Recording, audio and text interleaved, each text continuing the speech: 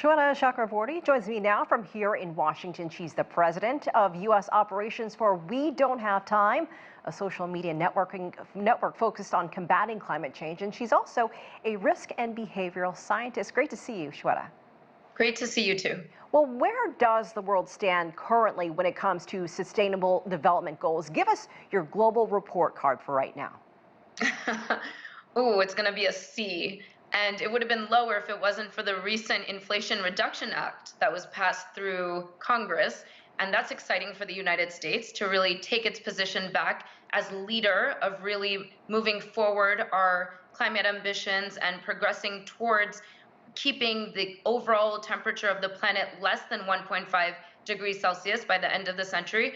But where we are right now, we have about 7 years left to ensure that the 17 goals, sustainable development goals that were outlined in 2015 by the UN are really met. And a core pillar of that is environment. So is everything that we're doing for the economy, for society, for future generations, will it keep the environment intact in a way that truly allows for a better, cleaner, and brighter future for our future progeny? And I would give that a solid C. We are taking the right steps forward. The US is really showcasing that it can be economically beneficial to transition to clean energy, and it can be done in a just and equitable way. We can actually ensure that communities that have been historically left behind in the United States are actually part of the better future that is going to be provided through this $370 billion legislation that has been provided towards sustainable futures for the United States and beyond.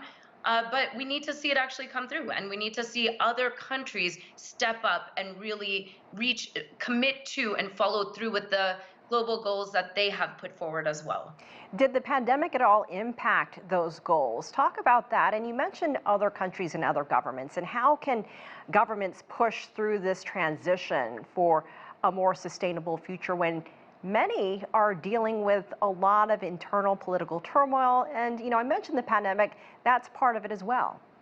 No, that's totally fair, and that's really what it is. The United States is showcasing that despite the internal turmoil that we see within the US and the polarization, the digging in of political identities when across the spectrum of conservative to liberal, despite all of that, we were still able to push through this legislation that is really benefiting Americans as a whole, regardless of their political identity, regardless of the turmoil that we've seen in this current administration and past administrations in being able to get anything really done for the United States and globally, especially as it relates to the sustainable development goals. So other countries should be able to see how the US pulled this off and be able to follow suit. We are now showcasing how it can be done, that ultimately showing that the benefits of transitioning to clean energy supersede any sort of political identity or embattlement within our society that is really meaningless if we don't have an environment that we can comfortably and safely engage in currently and for our future children. So that's how I really see other countries coming on board and getting behind our global climate ambitions. The pandemic really showcased that if the world shuts down, and this wasn't a positive thing, but it showed that we were able to actually see an improvement on our planet. How can we do that without actually hurting our societies and our economies, right? So what have we learned from the pandemic? Well, we learned that we can actually usher in reforestation. Nature can heal itself if we pause and give it a second to do so. So we need to reduce deforestation. Unfortunately, we've done the opposite of that in the beginning of 2022. The Amazon has lost more acreage than it had since 2017. So we really need to take a moment and take stock in what we're doing to the planet now that everything has been switched back on.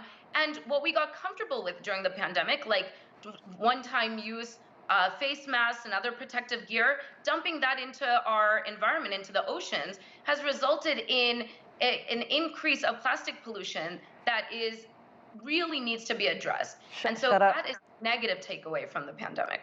Thank you so much. We are out of time, but thank you so much for joining us and giving us your assessment. We appreciate it.